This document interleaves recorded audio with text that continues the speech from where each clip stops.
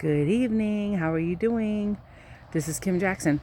I'm out for a nice, brisk nightly walk. I just got done walking the dog and Daisy, and then I came back and I'm going to go back around because it's so nice and brisk. But it's pretty tough making a video when you have to look at yourself. I wanted to ask you a question. I wanted to ask you, why do people stay in bad situations? They could be illegal situations. They could be domestic violence. They could be abuse. So many different situations. Entrapment of so many different things. But why do people stay in a bad situation? That one good reason to get out seems to be so difficult. But there's so many factors. There's so many factors that go into a bad situation. And even, like a kidnapping hostage situation, they feel like they're they owe that kidnapper, because that kidnapper usually feeds them, and there's other stuff that goes on. So psychologically and emotionally, there's a ton of reasons why someone will stay longer than what they actually should. And so I wanted to continue with the domestic violence situation that I was in for 10 years. He up and left me and the 3 kids. I was on my way to church. And a local indirect family member that was a sheriff or worked for the sheriff's department delivered the paperwork. And I'll never forget this Sunday. I was living close to it. He up and left. He packed everything up, and I asked him after work. I said, "Where are you going? Where are you going?" And he said, "I'll be in touch. I'll be in touch with you."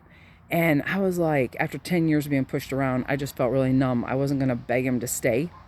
So here I was, left with the kids and this huge house that we were renting, really close to where his parents lived, and we were out in the country. And so he up and left us. And then somebody in his family said, "Oh, you better go after those kids.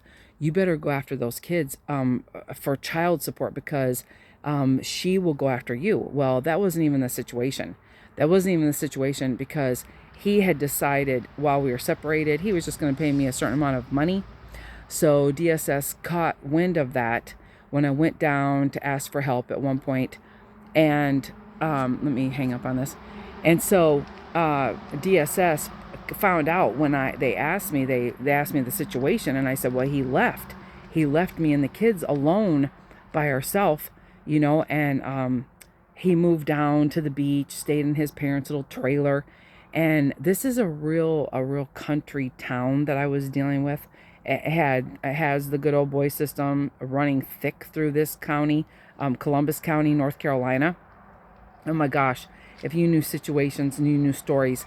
And the judge, what happened is he was fighting me for full custody of all 3 of the kids, and I couldn't believe it. I could not believe he was going to fight me for full custody of all 3 of the kids after I had endured his punishment for 10 years.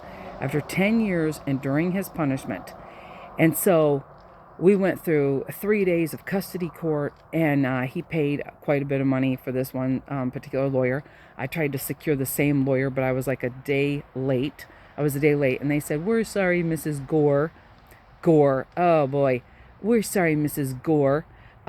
We can't represent you because that's going to be a conflict of interest."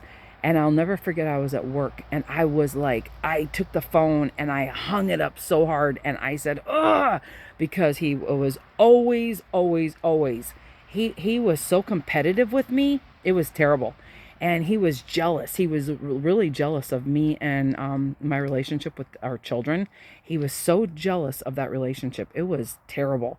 And but anyways, I tried to get away. I tried to get away so many times, and we ended up going to marriage counseling. We were in the military. In the military, someone can kill somebody and get away with it because they're protected under the UCMJ action. That's why there's so much domestic violence in the military, and the member can get away with it because they're so protected. Sorry about this. So protected by the UCMJ action. UCMJ. And so Oh, there's so much information that I need to cover about this, but I was so done dirty. I was done dirty. I was done so dirty. And this whole family rose up against me, tried to ostracize me from the community, tried to get me to leave my kids. They told lies in the community how I went and got on drugs, and I was up against so much. I was up against so much.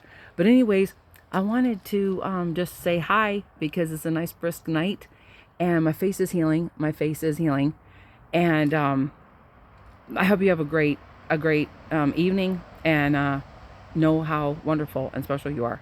Okay, have a good one. We'll see you soon. Bye.